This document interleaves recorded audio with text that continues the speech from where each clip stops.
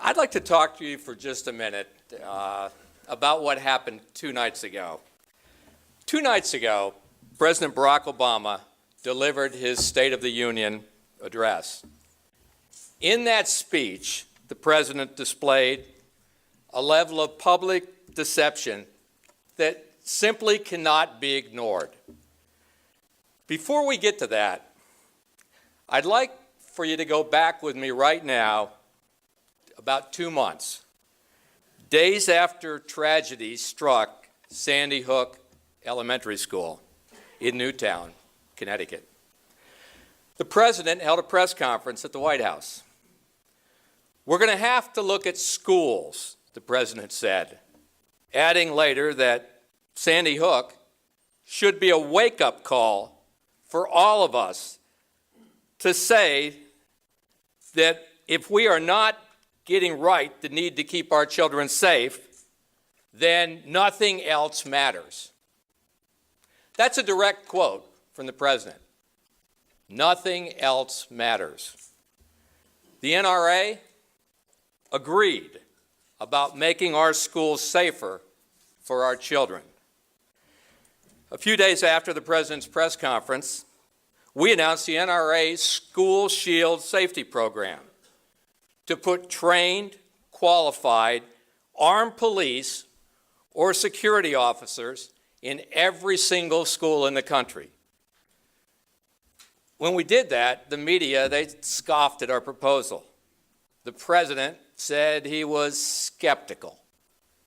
But all across this country, Americans agreed with the NRA that nothing else mattered more than the safety of our school children. Already, right now in this country, as we sit here this afternoon, more than 23,000 schools have armed guards.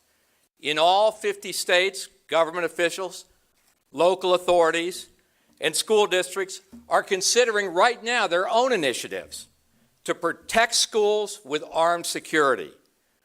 Because when it comes to keeping our kids safe at school, nothing else matters. That is, until the State of the Union address 2 days ago.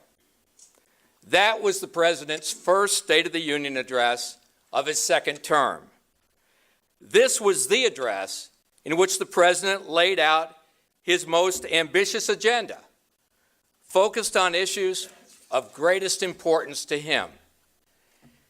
In an hour-long speech, nowhere were the words school safety to be found. Just think about that. Less than 2 months after saying we had to look at our schools, the president made not one mention in his entire speech of the need to improve security for our school children. When nothing else matters to every parent in America, President Obama had nothing to say about school security, and nothing he proposed has anything to do with protecting one child in any school in this country. A year ago, I began to warn American gun owners all over this country that if reelected, President Obama would set about dismantling the Second Amendment to our Constitution of the United States. There would no more elections to worry about. The president would wait for the right political opportunity to exploit and launch the most aggressive campaign in history to destroy our Second Amendment rights.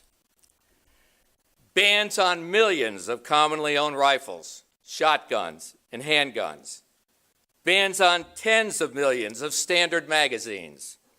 Bans on private transfers, even between family members. Import bans. A federal database to track firearms and their owners. In other words, the national registration of every single gun owner in this country. It was only a few weeks ago when they were marketing their anti-gun agenda as a way of protecting school children from harm. That charade ended at the State of the Union when the president himself expose their fraudulent intentions. It's not about keeping kids safe at school. That wasn't even mentioned in the president's speech. They only care about their decades-long, decades-old gun control agenda. Ban every gun they can, tax every gun sold, and register every American gun owner.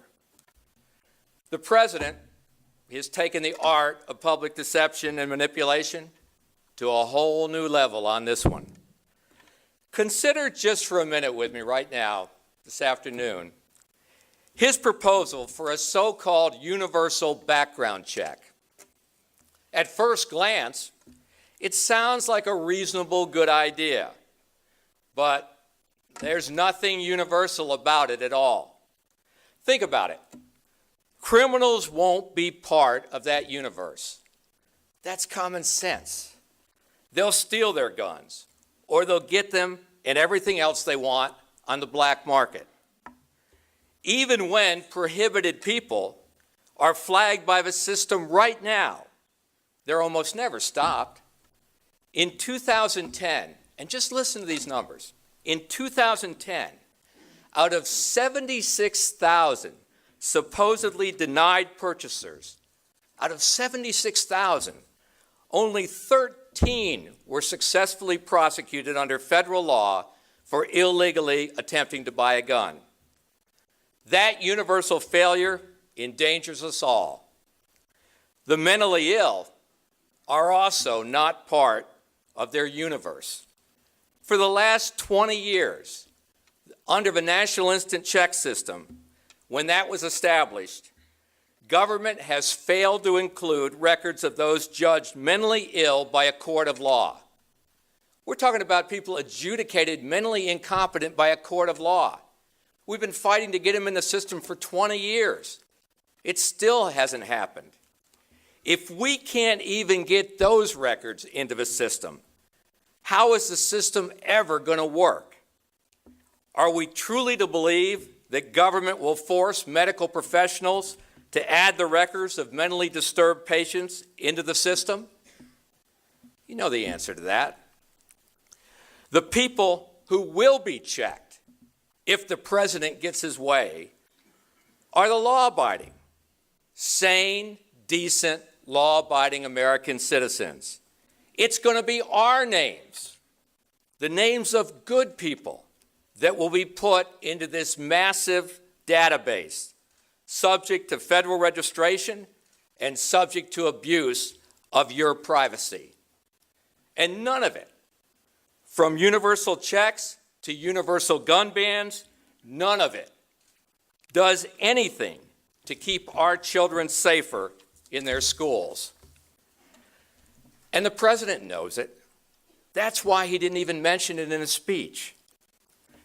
But it's what we want. Every single one of you in this room, and people like you all throughout our great country. We care as parents. We care as law-abiding gun owners. We're the millions and millions of Americans who take responsibility for our own safety and protection of our children as a God-given right. We're proud to exercise that right, and we are not ashamed of it, and we deserve nothing less than the absolute respect and admiration as lawful American gun owners under the Constitution of the United States of America. And for our Second Amendment freedom, Mr. President, we will stand and fight throughout this country as Americans for our freedom. We promise you that. Every single one of us, from one end of the country to the other, we will stand and fight. We will not be duped by the hypocrisy in the White House or the Congress, who would deny our right to semi-automatic technology and the magazines we need to defend ourselves and our families. Mr. President, the National Rifle Association of America is nearly now 5 million members strong and growing by tens of thousands every day. We will continue to support what will work to make our children and our families safer. And what you failed to even mention in your speech, fixing our broken mental health system throughout this country.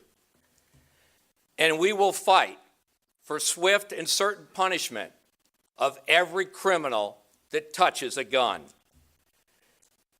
And because millions of our children throughout this country remain today vulnerable and unprotected as ever, right now, this afternoon, I want to renew our call for armed police and security officers in every single school in America. Well,